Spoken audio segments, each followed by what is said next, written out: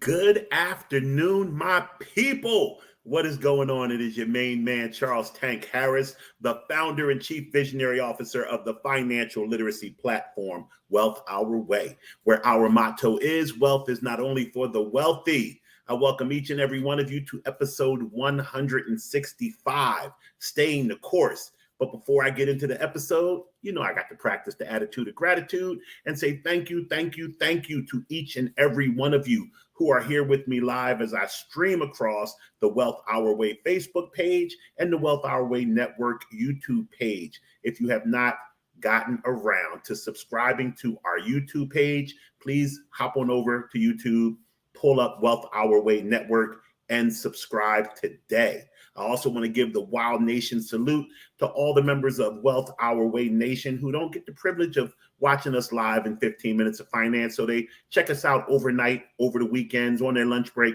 wherever they can squeeze 15 minutes of financial literacy in. And then last but not least, a heartfelt how are you to the good folks on the Life 101 platform who listen to the audio recording of this very here program. So happy Thursday. I never get to say happy Friday because I record on Tuesdays and Thursdays. So happy Thursday, getting ready for everybody's weekend. I am about to travel. I'm leaving the Georgia area, going to Utah to see my oldest, my big baby, runs half marathons, and I'm going to meet with her in Salt Lake City, Utah to check her out. And then next week, I'm on vacation with the three youngest Harris princesses and my step princess. So, got a little traveling going on, but there will be 15 minutes of finance on both Tuesday and Thursday next week. Of course, there will not be a financial power hour next week as we do it every other Wednesday. But how about shout out to Big Bentley Niche for showing up last night and showing us what is possible financially. My editing team let me know that I didn't even get into the depths of credit repair, which is one of her major successful forays financially, is her credit repair company. But I was so enthralled with her overall story of her as an entrepreneur, and also just the fact that in this day and age where we have so much going on, sexually, gender fluidity, we have racial issues. We have wage discrimination issues. We have so much going on. We cannot just all get along. I don't know what is going on, but we cannot. We got gun issues. We got all types of stuff plaguing this damn country.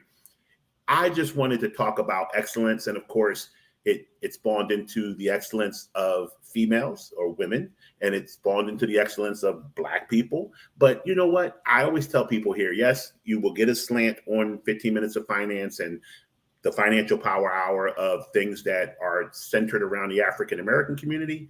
But truthfully, I believe our issues are race agnostic. I believe that they are religion agnostic. I believe that they are sexual preference agnostic. What we have is a socio-economic problem in our country. We have people who have pit, and I say pit, not put, have pit different classes of people against each other. They want to highlight our differences, so we fight amongst ourselves. And it's stupid. And it's a game that we should see clearly through. But for whatever reason, progress is slow and we're not seeing it through. I love Wild Nation because Wild Nation has Black people, white people, Asian people, fat people, thin people, old people, young people, gay people, straight people. We got it all here, and I love it, and I'm here for it, and I welcome the entirety of my group. So with that being said, I'm going to talk about staying the course today. And of course, technology has let me down once again.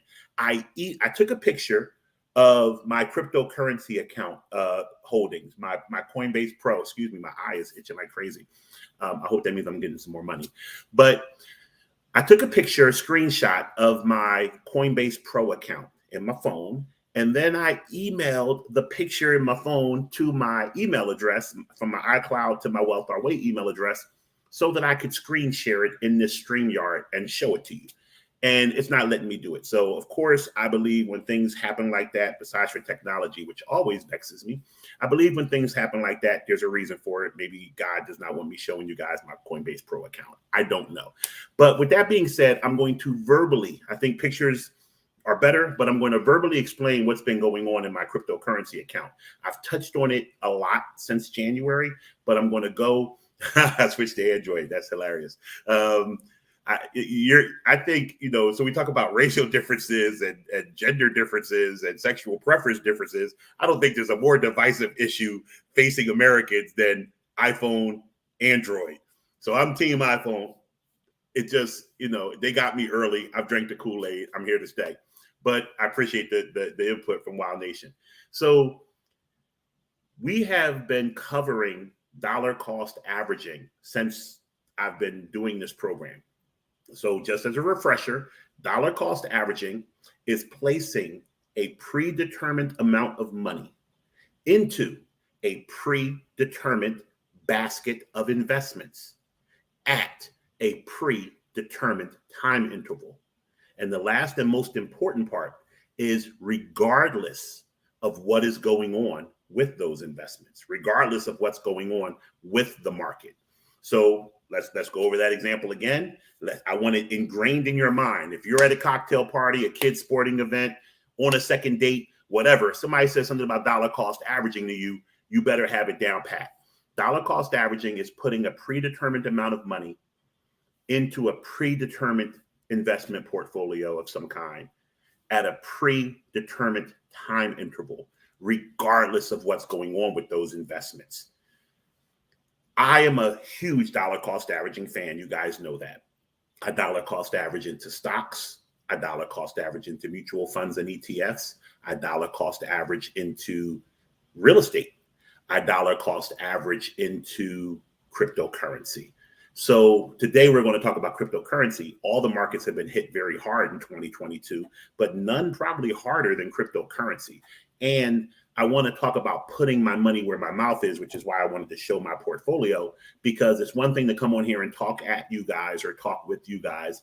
It's a whole other thing to show you that I practice what I preach in good times and bad times. So I think I started on January 6th. I don't think, I actually know. I started on January 6th again with my cryptocurrency portfolio.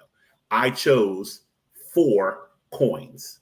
Not important which 4 coins. You would have seen it if I'd have put my Coinbase thing up here. But I think that's probably better for me not to show it, because 2 of the coins I talk about all the time, and I'll say those, Bitcoin and Ethereum. I think those are the building blocks of everything cryptocurrency, and I fully believe that they are the future of cryptocurrency. I believe cryptocurrency is here to stay. I believe Bitcoin and Ethereum will lead the way.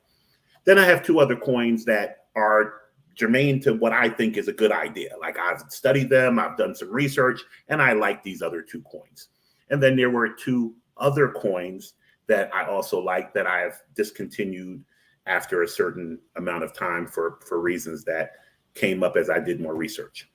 With that being said, my portfolio of 4 coins, I decided to put 70% of my money into Bitcoin, 12.5% into Ethereum, 12.5% into Coin3, and 5% into Coin4. Coin4 is a speculative coin that I think will hit a home run, but if it doesn't, if I strike out, it's not going to hurt me that much. It's 5%.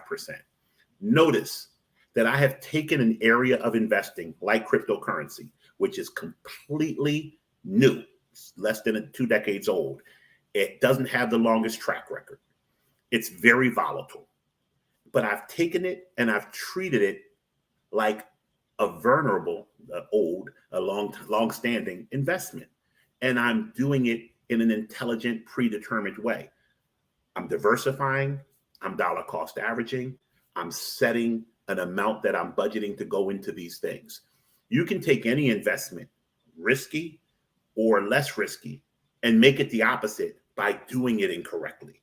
So I am taking a risky investment and making it slightly less risky. When I first started, I was putting, I think, $1,000 every Friday in, and then I increased my frequency. To cut to the chase, because I'm rambling a lot and we only have 5.5 minutes left, I got to a point where my cryptocurrency account had $100,000 in it. It had $75,000 that was put into the actual cryptocurrency coins and $25,000 in cash. And every week I'd go into the cash and put it back into the coins, The market got beat down because when I first started buying, Bitcoin was at 45,000. At one point, Bitcoin had hit like 18, 17,000 going down. And I'm averaging down.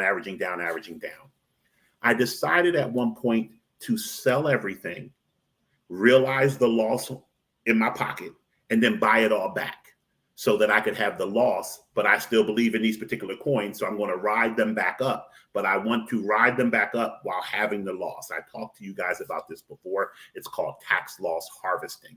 I decided to do that. Since that point in time, so at that point in time, my account from $100,000 was down to $62,000. I was down 38% overall. But because 25,000 always stayed in cash, I had at some point 75,000 in coins. My coins had went all the way down to 47,000. I lost $28,000 in cryptocurrency off of $75,000. It was almost a 40% loss. Now that's horrible. It hurt my heart. But a 40% loss was still less than what everybody else was experiencing because Bitcoin was down 57% for the year, and I was down less than 40%.